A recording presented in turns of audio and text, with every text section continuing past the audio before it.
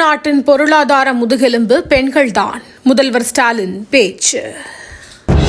மணிப்பூர் கலவரத்தை மறைக்கிறது பாஜக, அமைச்சர் சேகர் பாபு விமர்சனம். இதயம் காப்போம் திட்டத்தில் 17,831 பேர் காப்பாற்றப்பட்டனர், அமைச்சர் மா சுப்பிரமணியன் அறிவிப்பு.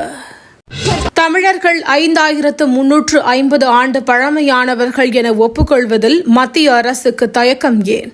தங்கம் தென்னரசு கேள்வி. கடந்த 11 ஆண்டுகளில் சுமார் 27 கோடி மக்கள் வறுமை கோட்டிலிருந்து மீண்டுள்ளனர், மத்திய இணையமைச்சர் எல் முருகன் பெருமிதம். ஆளுநர் ஒரு RSS காரர், திருமாவளவன் விமர்சனம். கொங்கு மண்டலம் கொலைக்கள தலைநகராகிறது, சீமான் குற்றச்சாட்டு. திமுகவை வீழ்த்த நினைக்கும் கட்சிகள் எங்கள் கூட்டணிக்கு வர வேண்டும், டிடிவி தினகரன் அழைப்பு. தமிழகத்திற்கான கல்வி நிதியை ஒதுக்க வேண்டும், மத்திய அரசுக்கு சென்னை உயர்நீதிமன்றம் உத்தரவு. கொரோனா காலத்தில் பிரதமரின் திறமையான தலைமையுடன் இந்தியா உலகிற்கு எடுத்துக்காட்டாக மாறியது, மத்திய அமைச்சர் கஜேந்திர சிங் ஷெகாவத் பேச்சு. முடா வழக்கு, சித்தராமையாவின் 100 கோடி ரூபாய் சொத்துகள் முடக்கம்.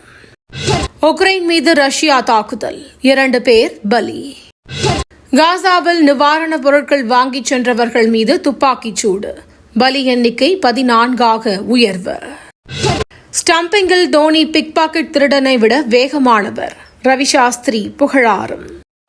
வேலூர், ராணிப்பேட்டை உள்ளிட்ட மாவட்டங்களில் இன்று கனமழைக்கு வாய்ப்பு, வானிலை மையம் தகவல். தினந்தோறும் காலை தலைப்புச் செய்திகளை உடனுக்குடன் தெரிந்து கொள்ள வணக்கம் இந்தியா நியூஸுடன் இணைந்திருங்கள்.